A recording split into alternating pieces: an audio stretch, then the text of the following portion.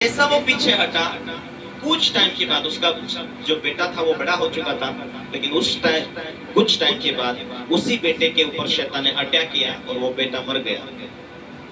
शैतान अधिक उसका मन कठोर हो गया। फिर उसने कहा, विश्वास नहीं करता था, बच्चे नहीं थे, विश्वास में गया, बच्चे हुआ, बेटा हुआ, लेकिन विश्वास में पीछे हटा, उसका बेटा मर गया।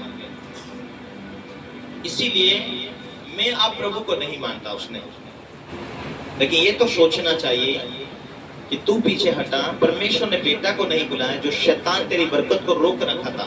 अब तू प्रभु में से पीछे हटा, शैतान को फिर मौका मिला, उस बेटे को लेके गया। शैतान ये चाहता है कि तेरी गवाही टिकी ना रहे, तेरी गवाही किसी को भी, वहां बच्चे नहीं होते थे, ये बेटा था वो प्रभु ने दिया हुआ था, ये गवाही उसकी जिंदगी तक बनी रहेगी। ये भी विश्वास करेगा, ये स्वर्ग जाएगा, तू विश्वास करेगा, तू स्वर्ग जाएगा। तेरा जीवन में तू कहां थका हुआ, कहां तेरी लाइफ में तू हारा हुआ, वहां उस हारे हुए स्थान पर यीशु आकर तुझे सफल सक्सेस करेगा।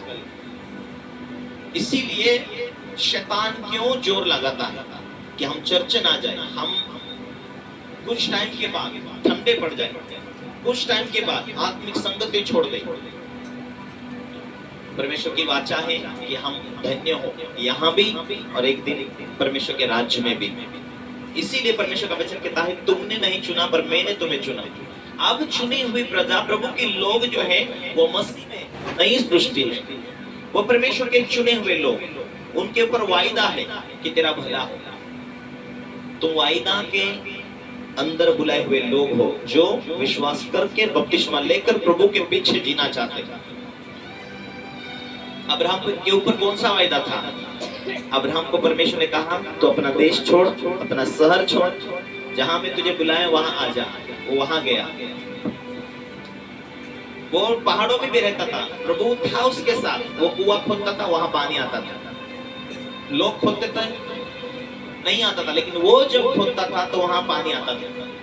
किसी बात की कमी नहीं थी उसे, किसी बात की उसे कमी नहीं, क्योंकि प्रभु ने उसके साथ वाचा बांधी थी कि तू जहां जाएगा मैं तेरे संग रहूंगा, मैं तेरे साथ चलूंगा।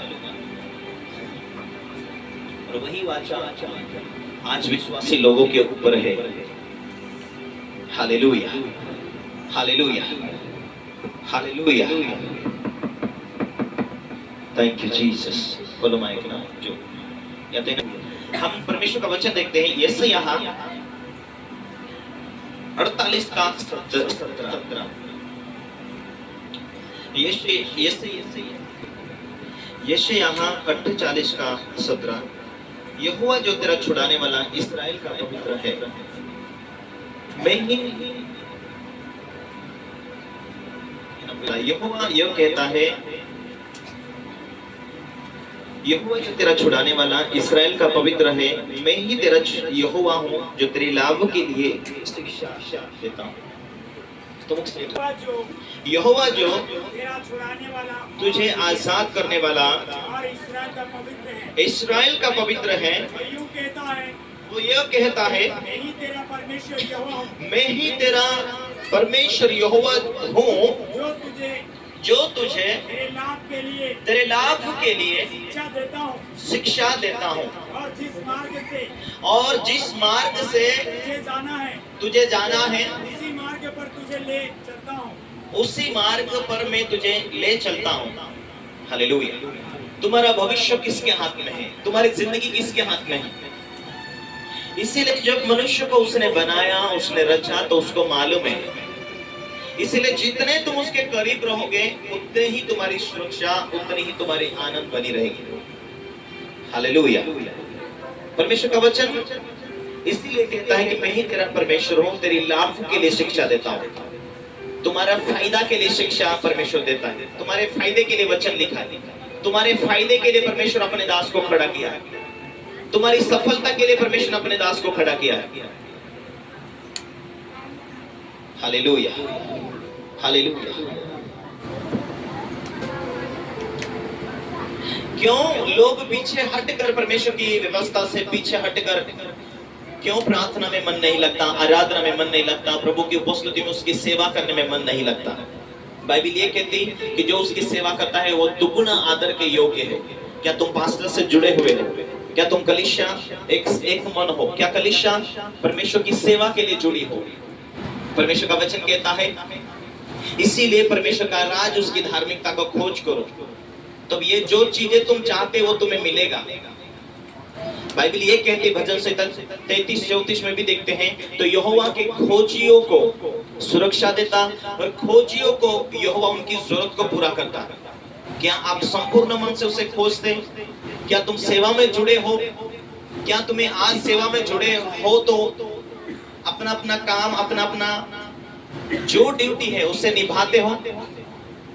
साउंड सिस्टम जोड़ने वाला वो टाइम पर आता, वो पहले दिन से आकर जांच करता है, ये उसकी सेवा है। एक झाड़ू मारने वाला जाकर झाड़ू मारता है, ये उसकी सेवा है।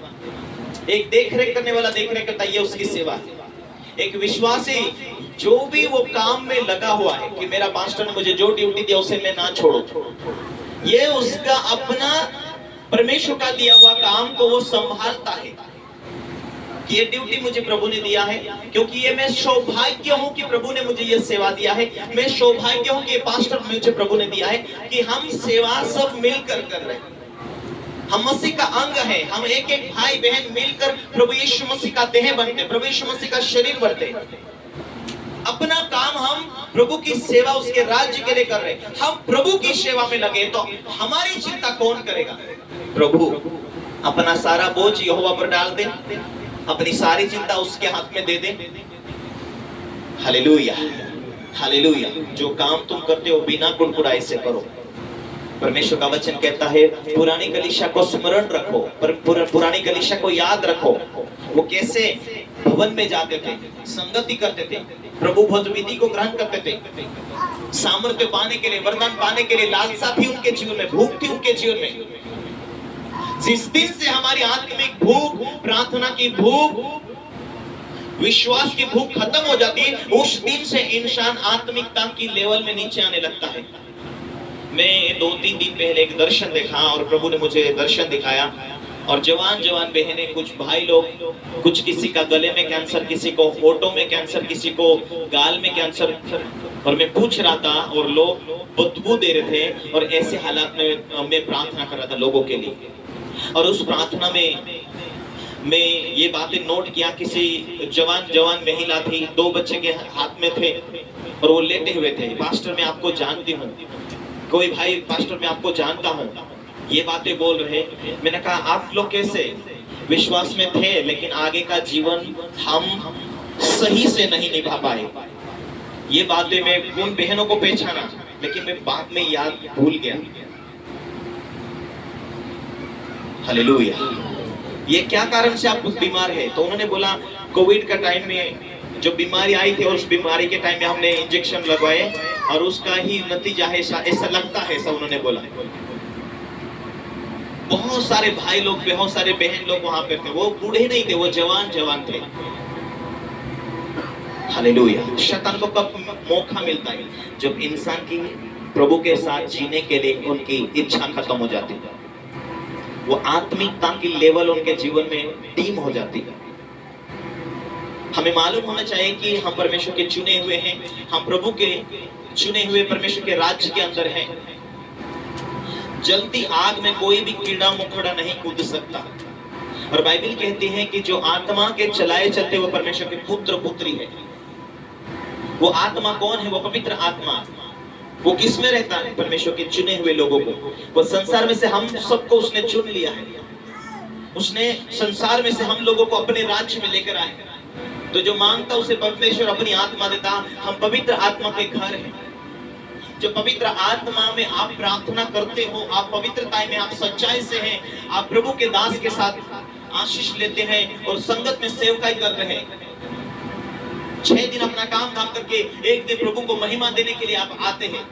समय से पहले पहुंचकर झाड़ू पोछा जो कुछ आप करना करते हैं, जाते वक्त भी आप जो थोड़ा पर काम करते हैं, जाकर घुटने टिककर प्रार्थना करते हैं, अपने परिवार के लिए, भाई बहनों के लिए, अन्य लोगों के लिए प्रार्थना करते हैं। आपका फर्ज क्या है? अपने हाथों को उठाकर घर जाकर प्रार्थना करना, प्रभु हमारे कलीसिया को बढ़ाए, हमारे अपने अपने परिवार के लिए, बच्चों के लिए, व्यवसाय के लिए। अन्य भाषा में प्रार्थना करना आपको नहीं मालूम, लेकिन परमेश्वर की आत्मा आपके अंदर से क्या क्या प्रार्थना करवाती।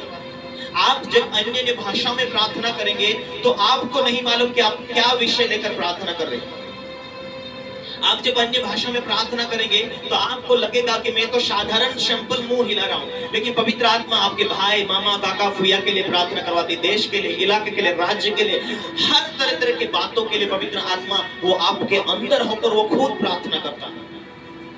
आपको मालूम नहीं पड़ेगा, लेकिन जब आप अन्य भाषा में प्रार्थना करेंगे अपनी बुद्धि से नहीं, पवित्र आत्मा में होकर, अब उसकी आत्मा और आपकी आत्मा एक हो चुकी है। इसीलिए भूख और प्यास रखो, क्योंकि परमेश्वर ने आपको अपनी महिमा के लिए चुन लिया। उसके राज्य में हो, उसको सुरक्षा वो देगा, वो बढ़ाएगा, वो उन्नति, उसका टाइम आएगा। इसलिए प्रभु के सामने दीन बनो, वो अपनी समय में बढ़ाएगा। वो दीन लोगों को उठाता, बढ़ाता। बाइबल ये कहती है कि घमंड परमेश्वर को महिमा नहीं देने देता। जब घमंड होते हैं हमारे जीवन में तो अपने तरीके से सोचते हैं, अपने तरीके से चलते हैं, पर प्रभु की सलाह नहीं लेंगे। प्रभु मैं क्या करूं? परमेश्वर के सामने हम नम्र बनकर प्रभु के सामने विषय लेकर प्रार्थना करेंगे। प्रभु ये होना चाहिए, होना चाहिए, होना चाहिए। विषय जो आप प्रार्थना में लेते वो पवित्रता के साथ विषय लेकर आप प्रार्थना करेंगे। प्रभु के राज्य के लिए आप मांगेंगे, प्रभु के काम के लिए मांगेंगे। परमेश्वर क्यों नहीं आपके लिए रास्ता खोलेगा? क्यों नहीं बात करेगा? तुम तुम्हारे बच्चे से बात करने के लिए तरसते, अरे खुद परमेश्वर तुमसे बात करने के लिए तरसता है। अपने माँ बाप, ऐसे कौन से माँ बाप है जो अपने बच्चों से बात नहीं करते हैं? बेटा बनकर जीने से ही प्रभु हमारे लिए रास्ते खोलेगा, क्योंकि आने वाला टाइम बहुत कठिन होगा। और विश्वासी लोग, आज इन दिनों में भूख प्यास कम हो जाएगी तो क्या शैतान इस दुनिया के अंदर जो बीमारी के रूप में काम करा उसे हम भगा पाएंगे? जिस चूल्हे के अंदर आग जलना बंद हो चुकी, वहां कीड़ों में खड़ा जाकर बैठ सकते हैं। जो व्यक्ति पवित्र आत्मा से भरा नहीं है, ये वो आग के अंदर जीवन नहीं जी रहा। आने वाले समय में बीमारी के अंदर, तो विश्वासी तो था, विश्वासी थे, प्रभु को जानते थे, लेकिन आग से ना भरा होने के कारण वचन है लेकिन सामर्थ्य नहीं है, सामर्थ्य है वचन नहीं। दोनों चीजें होनी चाहिए आपका दुश्मन जो आत्मिक शैतान है उससे लड़ने के लिए। हालेलुया। उस बलवंत को बांधने के लिए आपको आत्मिक ताकत होनी चाहिए। प्रभु के साथ रहने से ये सारी चीजें मिलेगी, प्रभु के संग जीने से ये चीजें मिलेगी, प्रभु के संग रहने से अगुवाई मिलेगी, प्रभु के साथ चलने से परमेश्वर बात करेगा, प्रभु के साथ चलने से ही प्रभु आपको बचाएगा, प्रभु के साथ चलने से ही आप मुश्किल के टाइम में ऊंचाई ऊंचाई ऊंचाई बढ़ते चले जाएंगे। हालेलुया। इसीलिए हमें ध्यान देना की जरूरत है। क्यों मुझे प्रार्थना करने में मन नहीं लग रहा? अरे फुल टाइम नहीं उपवास रह सकते, एक टाइम तो उपवास रह के देखो कैसा तुम्हारा शरीर दौड़ के प्रार्थना में बैठता है। जिस दिन कैसे प्रभु में आज से बढ़ना चाहता हूँ, उस दिन से आपके जीवन में ऑटोमेटिक प्रार्थना आएगी। आप हिलते फिरते प्रार्थना करेंगे, जो पवित्र आत्मा आपको आहे भर भर के रुलाता है। हिलते फिरते प्रार्थना के बाद में भी आपका आंसू बहेगा। आप इजीली माफी कर सकोगे लोगों के लिए, इजी आप प्रार्थना कर सकोगे। एक टाइम का उपवास के साथ आप देखो, जहां तक बढ़े वहां से सीमित मत हो जाओ। आगे बढ़ना है तुम्हें। तुम तुम्हारे परिवार का एक ज्योति हो, तुम अपनी फैमिली के लिए ज्योति, मेरी बहनों, मेरे भाई, अपने परिवार के लिए तुम रास्ता हो। वचन के द्वारा, वचन में मन नहीं लगता तो प्रार्थना करो, और फिर 10-10 पन्ने ऐसे करके पढ़ो। अन्य लोगों के साथ बातचीत करने के लिए हमें मौका मिलता है, लेकिन प्रभु के साथ बातचीत करने के लिए टाइम नहीं मिलता, प्रार्थना करने में टाइम नहीं मिलता। क्योंकि जब शरीर परिपूर्णता के साथ चल रहा तब याद नहीं आती, लेकिन शरीर में जब दुख हो गया तब हमें याद आती। बाइबल ये कहती है, जब मेरे पुकारने पर तुमने नहीं सुना तो मैं तुम्हारे पुकारने के ऊपर मैं भी ना सुनूंगा। हालेलुया। यहाँ परमेश्वर के पुकारने को हम समझते हैं। जकरिया का किताब 7 उसका 13 में लिखा है, सेनाओं का यहोवा का यह वचन है, जैसे मेरे पुकारने पर उन्होंने नहीं सुना, वैसे ही उनके पुकारने पर भी मैं भी ना सुनूंगा। आज से यहोवा परमेश्वर पुकारता कि आज सेवा से जुड़ जाओ, आज प्रभु के दासों की बातों को मानो, आराधना के लिए जुड़े रहो, प्रार्थनाओं के लिए जुड़े रहो।